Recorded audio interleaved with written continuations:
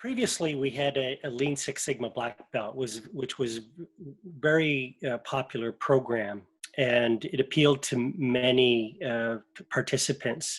However, we found that there are a number of potential students out there and employees that felt that they really didn't need an advanced level of learning in Lean Six Sigma, and so we really wanted to appeal to a broader audience and break the program down into sequence learning. And what I mean by that is, it's kind of these stackable certificates. So we have the white belt, the yellow belt, the green belt, and the black belt. For individuals that just want kind of an awareness of Lean Six Sigma terminology and the tools and methods, and to be able to identify waste and inefficiency and quality errors or customer pain points, they could take a white belt.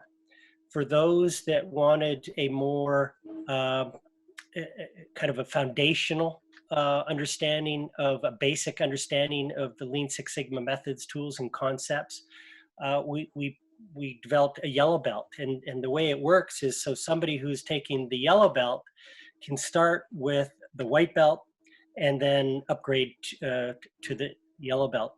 And then, of course, there are those that want to be able to learn at an intermediate level of Lean Six Sigma, and that's the green belt.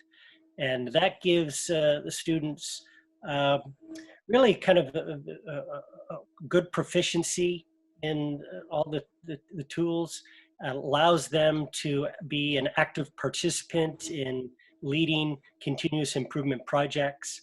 And again, they would be required to take the white and yellow belt before they take the green belt, and then those can progress to the black belt program, which is an advanced level understanding of the Lean Six Sigma methodology. They're really the change agents for the organization. They lead kind of big problems in continuous improvement, and can be a coach and mentor to some of the other team members in the continuous improvement team. We thought it would be really beneficial to break the program into sequential learning, smaller chunks, more convenient, smaller chunks of learning. So it's really much more convenient to an organization that wants to kind of assign a different level of involvement and task for continuous improvement to different individuals. We have been conducting a number of training programs recently through what we call virtual classroom. It's a live instructor online, and it's been working very well. We complement it with e-learning. We are hopeful that things will get back to normal soon, and that we will be able to facilitate the training in person with students in a classroom. But all of our programs can be delivered and are being delivered currently through a combination of e-learning and virtual classroom. We're always updating our materials and adding new elements that kind of meet with kind of the needs and the environment of the business world today.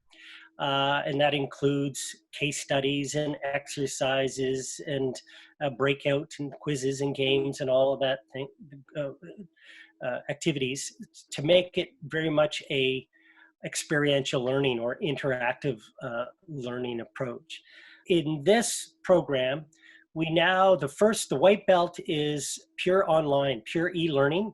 And so it, for those that again want to get just a basic understanding, an introductory level understanding of Lean and Six Sigma, it's delivered through an e-learning format.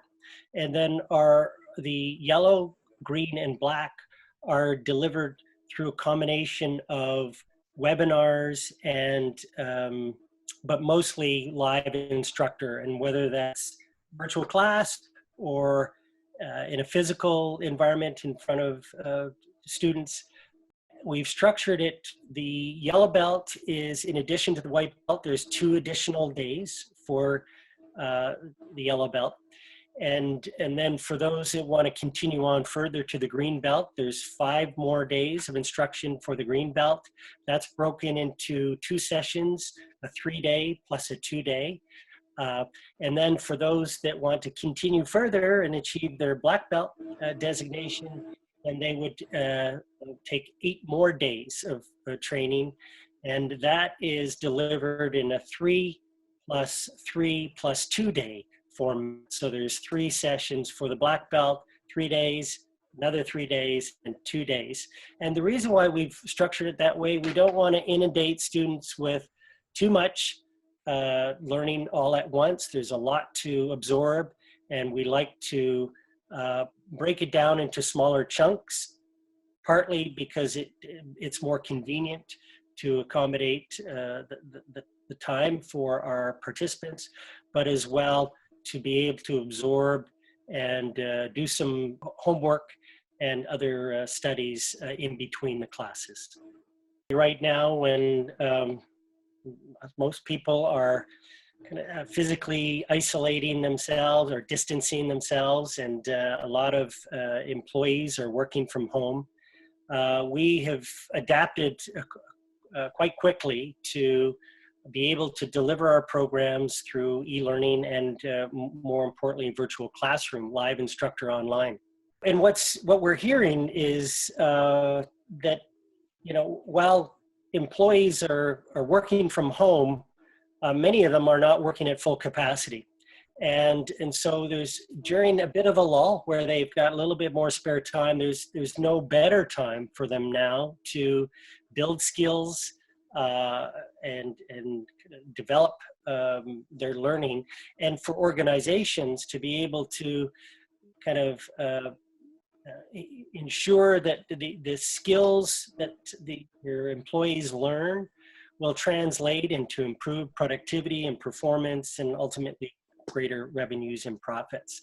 In addition, one of the things that we've recognized is that a lot of us, countries and businesses, we were kind of caught flat-footed.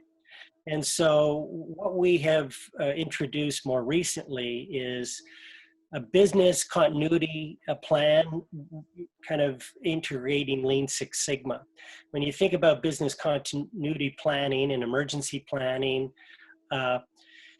and security management, everything is involved. Required is a process, and so we are helping organizations look at their business continuity plan by reevaluating and redesigning their processes. And so there is a great fit for Lean and Six Sigma in terms of helping organizations re-instrument themselves so that they're better prepared if this kind of thing happens in the future.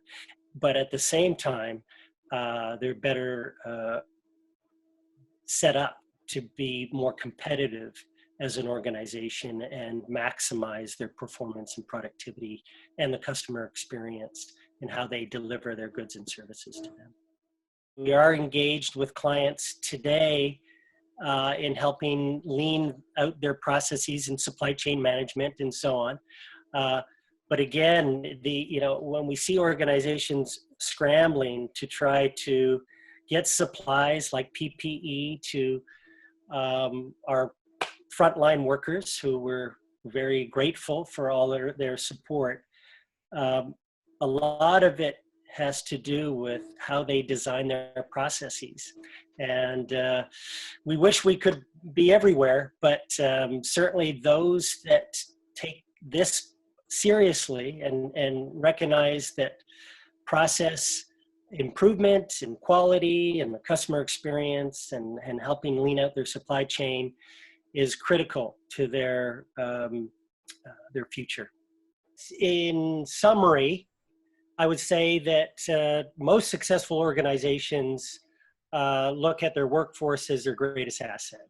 And the executives I meet, and I meet many frequently, they see learning as their primary driver for employee development and making them more competent and skilled results in greater productivity and performance and bottom line results. The leaders that I meet kind of want to be able to kind of provide programs that appeal to the different tasks and the nature of the different various roles within the organization. And so we developed this learning path, the kind of the sequential learning path of Lean Six Sigma Black Belt, to really allow for employees to learn at a basic to intermediate and an advanced level in Lean Six Sigma. And so that was really kind of one of the big drivers for why we implemented this. Feedback from our students that said, geez, I don't need kind of to become an expert, but I'm really interested in Lean Six Sigma. Can I get kind of a fundamental or foundational level of learning?